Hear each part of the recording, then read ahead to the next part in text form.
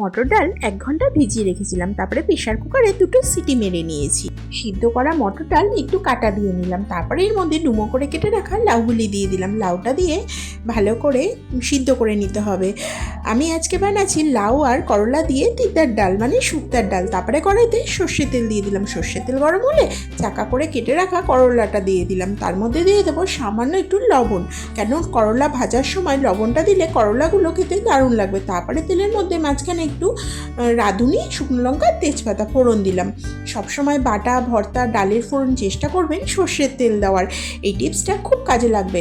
তারপরে সিদ্ধ করে রাখা ডালটা ঢেলে দিলাম। এই পর্যায়ে ভালো করে ফুটিয়ে নিতে হবে। সামান্য একটু হলুদও দিয়ে দিলাম, শুক্তার ডাল তাই বেশি হলুদ একদমই চলবে না, অল্প একটু হলুদ দিলাম। দেখুন ভালোভাবে ফুটে সব কিছু সিদ্ধ হয়ে গেছে, নুনটা একটু চেক করে নিতেই হবে। এর স্বাদ দ্বিগুণ বাড়াবার জন্য দিয়ে দিলাম লাস্টে আদা বাটা, এটা অবশ্যই দেবেন। এইভাবে একবার শুক্তার ডাল করে কমেন্টসে অবশ্যই জানাবেন কেমন লাগলো। রেডি হয়ে গেল গরম গরম শুক্তার ডাল।